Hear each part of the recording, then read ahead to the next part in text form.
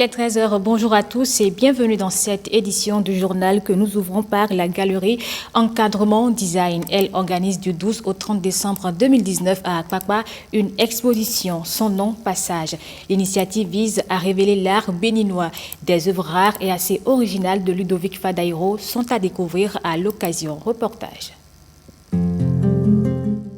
Fidèle à sa tradition, la galerie Encadrement Design organise du 12 au 30 décembre 2019 au Riad AOM à Akpakpa l'exposition majeure Passage. À travers une série d'expositions, la galerie entend révéler l'art béninois. Pour nous, l'objectif qui est de révéler les artistes en tant que galeristes, ce que nous faisons au sein de la galerie Encadrement Design depuis 30 ans. Aujourd'hui, on peut se réjouir, ma sœur et moi, et Encadrement Design plus largement, d'avoir permis à toutes ces personnes de se retrouver au sein de cette exposition. Il nous tient à cœur de faire comprendre que l'art, finalement, n'est pas une lubie. Finalement, l'art n'est pas quelque chose qui est réservé à une certaine élite. L'art n'est pas non plus quelque chose que l'on ne peut pas s'approprier. Rendez-vous incontournable cette fin d'année, l'exposition met en valeur l'originalité de Maître Ludovic Fadaïro. Mentor et guide de nombre d'artistes plasticiens béninois et africains, cet illustre peintre revient au devant de la scène pour nous plonger dans sa quête d'humanité. Pour moi, une œuvre est un livre. Et un livre, pour le lire, il faut voir le titre. Et quand on a vu le titre, il faut parcourir les pages. Mon concept, c'est l'homme.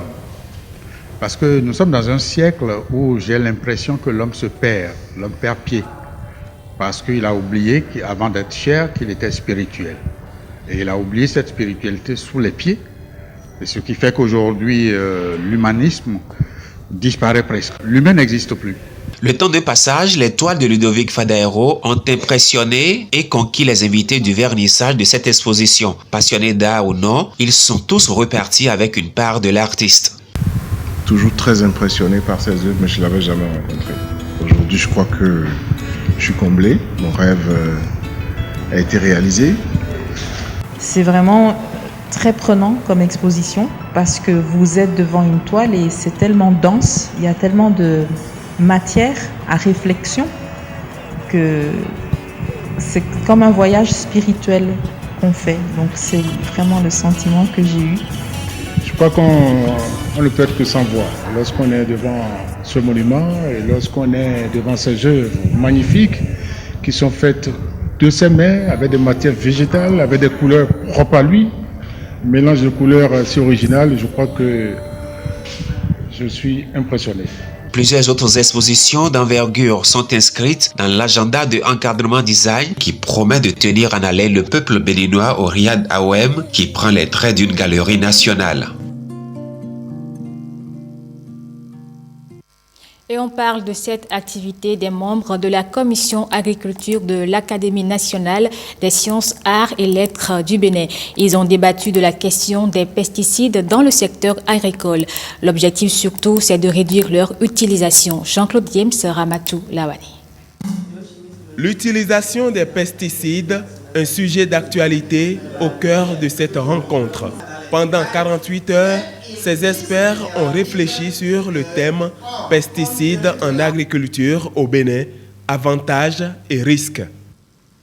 Les débuts de l'utilisation des pesticides chimiques datent en réalité de plusieurs siècles avant Jésus-Christ. L'un des avantages tirés de l'utilisation de plus en plus massive de ces produits est sans doute le grand boom de la production agricole. L'objectif de cet atelier est d'apporter une contribution au développement d'une agriculture productive et durable, protectrice de la santé des producteurs et des consommateurs. 6 communications et plusieurs panels ont meublé ce rendez-vous d'échange. Les différents aspects du sujet ont été abordés et les pistes de solutions alternatives explorées.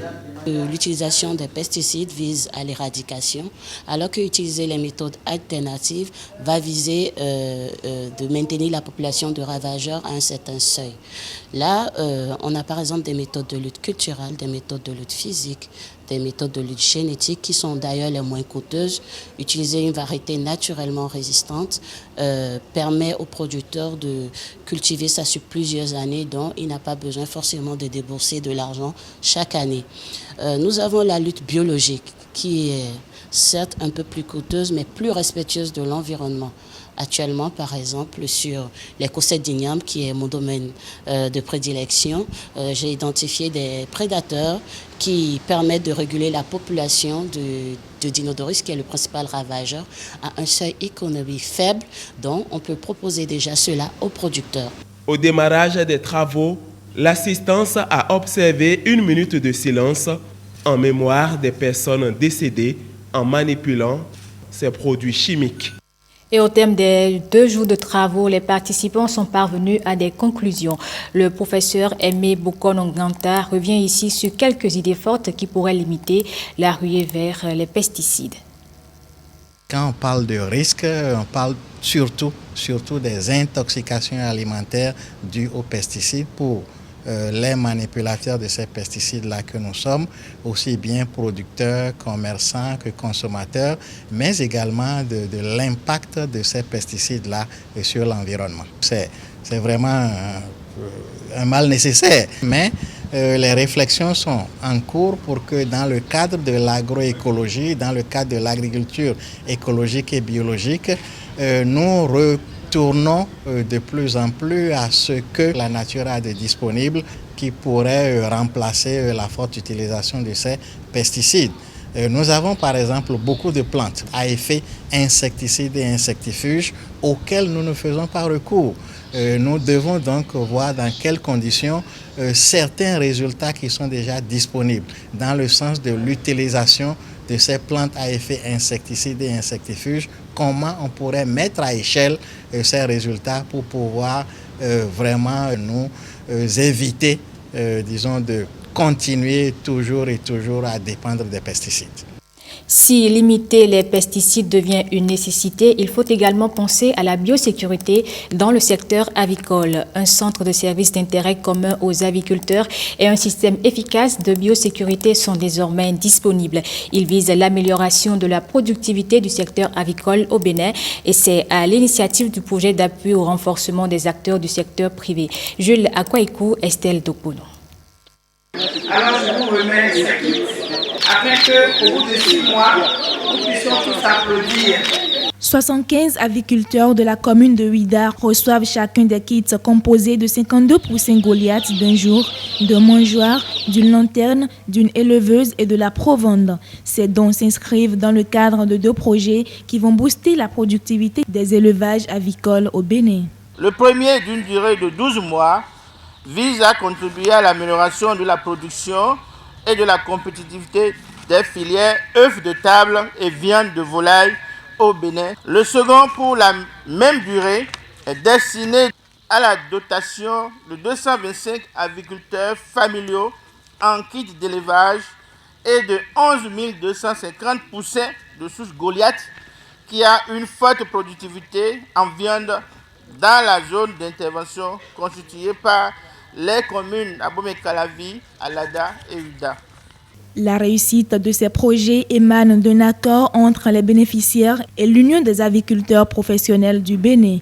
À la fin de cet accord qui va s'étendre sur 6 mois, le bénéficiaire pourrait devenir propriétaire de ces kits si et seulement si des conditions sont respectées. Il s'agit entre autres respecter les mesures de biosécurité autour de l'élevage, assurer une distribution correcte d'aliments avec le respect de plusieurs repas par jour. Le bénéficiaire est tenu d'utiliser les intrants vétérinaires et techniques mis à ta disposition par le projet que sur les 52 poussins Goliath uniquement.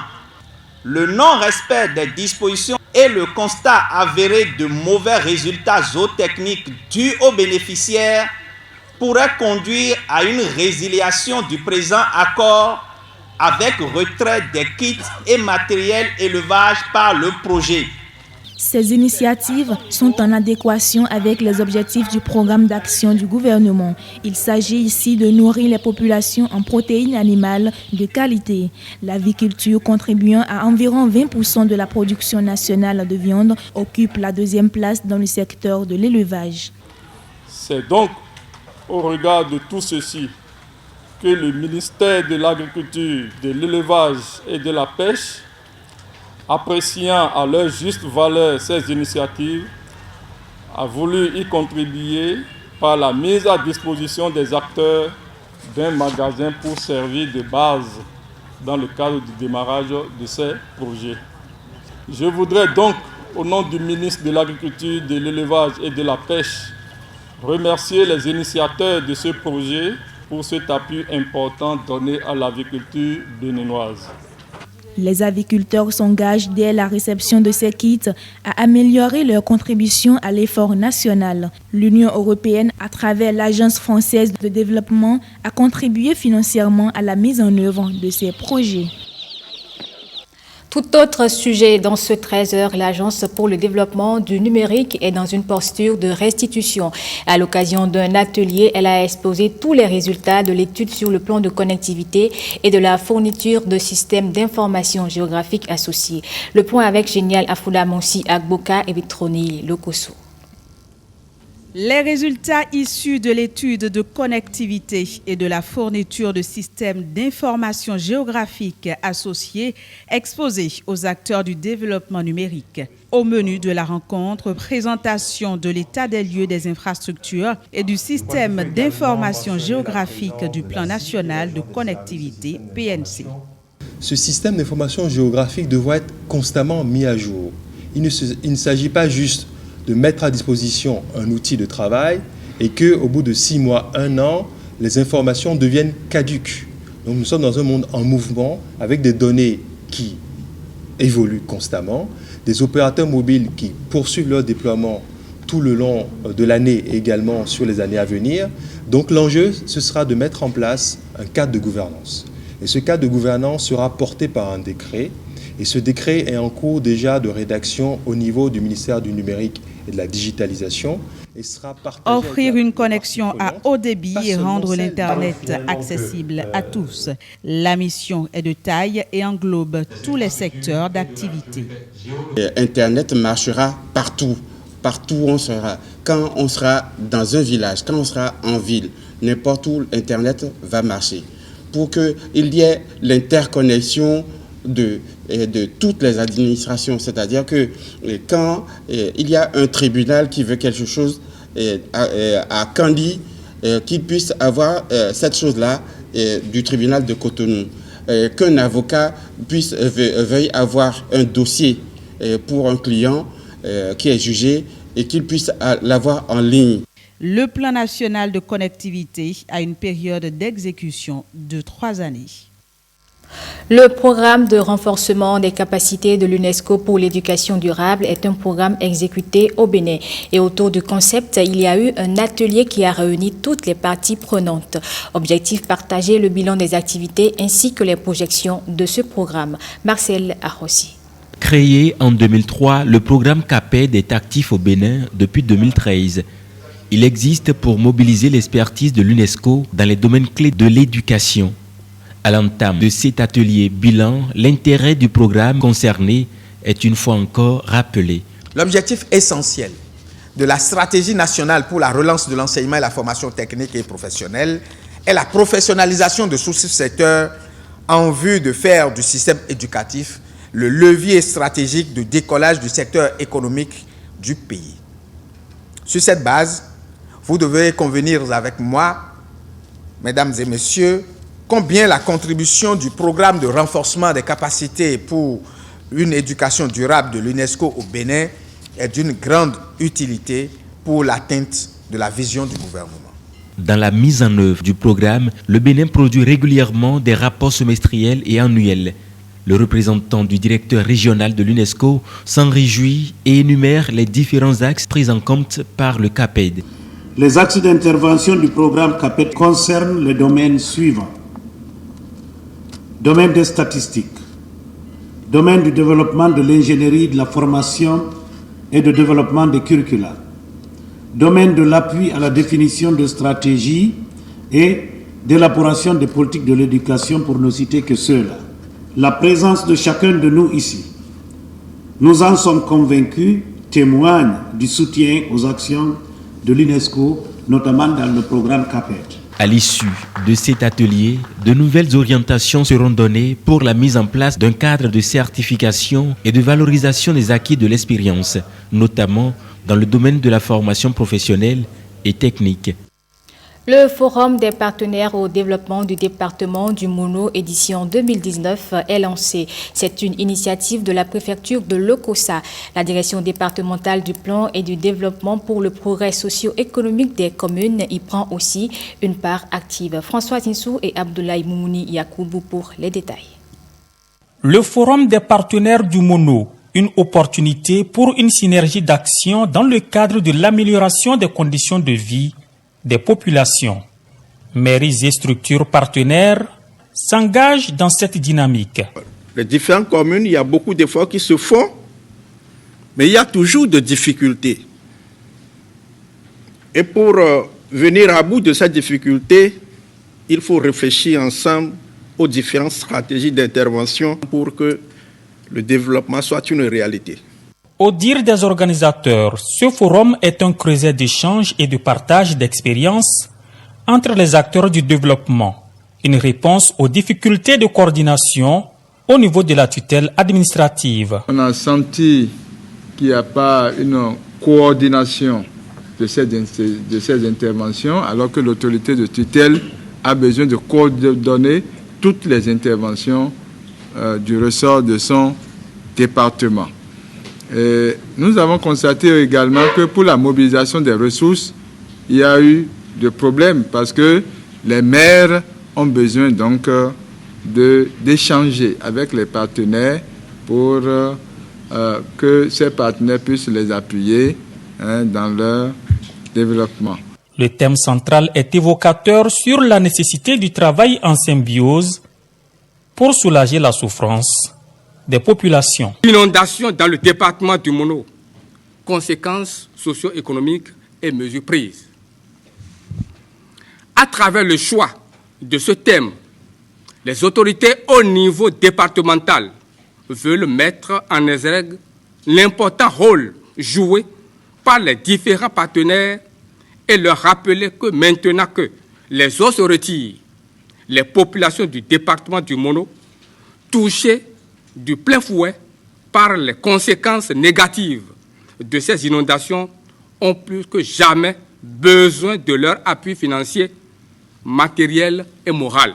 Autre sujet d'échange, le développement communautaire au service de la population, le point de la mise en œuvre du programme d'action du gouvernement à fin 2018 et enfin la présentation d'une idée projet par commune. Parlons à présent de la célébration de la Journée nationale de la Fondation Qatar au Bénin. C'est un événement qui témoigne de la réciprocité des relations qui existent entre le Qatar et le Bénin. Il a mobilisé plusieurs personnalités, Oseni Adeleke et Yves Agodopessi. L'exécution des hymnes nationaux du Qatar et du Bénin. Cet acte symbolique annonce la couleur de cette fête commémorative. Ce rassemblement festif a servi d'occasion pour l'autorité en charge de l'ambassade du Qatar de faire un bref aperçu sur l'évolution du programme d'action du développement de son pays au cours de l'année 2018. Notre marche nationale a franchi des étapes rassurantes dans la mise en œuvre des programmes d'action de développement dont la croissance au cours de l'année 2018 a augmenté de 15% et la production hors hydrocarbures en hausse de 9%. C'est une vision axée sur un avenir prospère pour une économie forte et développée. La coopération entre la République du Qatar et le Bénin est en constante progression à travers les visites mutuelles entre les autorités des deux pays. Les relations entre le Bénin et le Qatar sont très bonnes et prometteuses, avec des actes concrets. Elles se fondent actuellement sur plusieurs accords signés pour donner une impulsion à cette coopération. Je voudrais dire ici, au nom du ministre des Affaires étrangères, que la coopération entre le Bénin et le Qatar se porte très bien et les initiatives qui sont entreprises de part et d'autre augurent de bonnes perspectives pour cette coopération. Je ne saurais terminer mes propos sans renouveler à votre endroit, ainsi qu'à celui du peuple ami du Qatar, mes vives et chaleureuses félicitations, ainsi que mes vœux de progrès et de prospérité. Plusieurs autorités ont rehaussé de leur présence cet acte de haute portée diplomatique. Oui, je suis très content d'être là aujourd'hui pour la célébration de la journée nationale du Qatar. Ça m'a impressionné, d'après ce que le chargé qatarin a dit sur le développement. Mes impressions sont bonnes et ça, c'est le signe de bonnes relations entre le Bénin et l'État du Qatar. Oui, c'était une très belle cérémonie, dans un cadre magnifique. Il y a beaucoup de beau monde dans cette salle magnifique du Golden Tulip. C'est une très belle soirée avec des beaux mondes. La journée nationale est la commémoration de la fondation de l'État du Qatar par son fondateur, Cheikh Jassim bin Mohamed Al Thani, depuis le 18 décembre 1878. Il est l'auteur des bases modernes pour l'édification du Qatar moderne, un pays unifié et indépendant. Célébration couplée de la mère et de l'enfant. Il s'agit de la première édition de la semaine de la survie de l'enfant et de la 27e semaine mondiale de l'allaitement maternel. C'est Avrancourt qui a accueilli les deux événements organisés par le ministère de la Santé et l'UNICEF. Guillaume Avienou et Brice Rungo pour les détails. Élus locaux, officiels du ministère de la Santé et représentants de l'UNICEF au Bénin, ensemble à Avrancourt pour le lancement de la semaine de survie de l'enfant. Une semaine dont la première édition a été couplée à la 27e semaine mondiale de l'allaitement maternel. La semaine de la survie de l'enfant est organisée pour la première fois au Bénin afin d'offrir un meilleur service de santé et de nutrition aux enfants âgés de moins de 5 ans. La semaine de survie de l'enfant 2019 s'inscrit dans le cadre d'une stratégie globale de renforcement de la performance, de la pérennité et la couverture de la supplémentation à vitamine A. Dans le plan national de développement sanitaire 2018-2022 du ministère de la Santé, la santé de l'enfant reste une préoccupation majeure et l'une des interventions stratégiques rappelle des sources bien informées de l'institution, privilégie l'offre de services de nutrition. Cela permet de faire baisser davantage les prévalences de la malnutrition aiguë autour de 5% depuis l'an dernier et de la malnutrition chronique restée elle au-dessus du seuil d'alarme de 30%. D'où l'option du Bénin de fournir 2 fois par an aux enfants de 6 mois à 59 mois des suppléments en vitamine A à travers les programmes élargis de vaccination et le maintien du taux de couverture vaccinale à au moins 80%. L'initiative de la semaine de survie de l'enfant, qui au départ visait le rattrapage vaccinal, a été revue pour prendre en compte un paquet d'interventions à haut impact sur la santé de l'enfant de 0 à 59 mois. Cette première édition de la survie de l'enfant marque une étape importante dans le processus de mise en œuvre de la stratégie nationale de supplémentation en vitamine A en routine, avec l'administration de la vitamine A aux enfants de 6 à 11 mois, désormais intégrée dans le calendrier vaccinal. Un effort à maintenir et à améliorer selon le ministère de la Santé. C'est ce qui explique donc le couplage de la première édition de la semaine de la survie de l'enfant à la 27e semaine mondiale de l'allaitement maternel. Les communes lauréates du concours Agenda 2030 local ont reçu des prix. L'initiative vise à prioriser la cohésion entre les communes du Bénin pour une efficacité de la mise en œuvre des ODD. Tout ceci en collaboration avec la coopération allemande. Oseni Adeleke et Bénédicte Poissou pour le reportage. Le concours Agenda 2030 local est une opportunité créée par l'Association nationale des communes du Bénin au profit de ses membres pour encourager les meilleures actions vers le développement durable.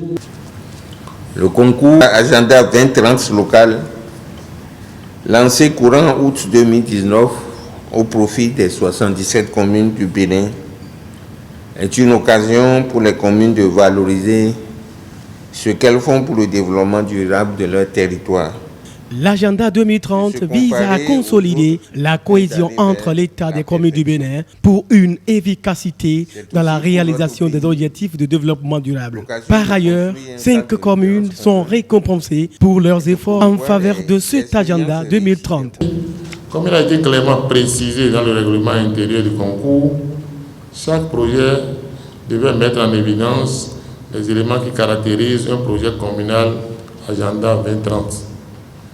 La première chose est de répondre aux 5 piliers de l'Agenda 2030 que sont population, planète, prospérité, paix, partenariat. Ensuite, aux 5 principes des ODD, à savoir l'universalité, l'approche intégrée, la responsabilité partagée, ne laisser personne de côté et la recevabilité. Ce projet favoriserait le développement local des communes du Bénin selon les communes lauréates. Nous avons pris cette initiative pour profiter des dividendes démographiques.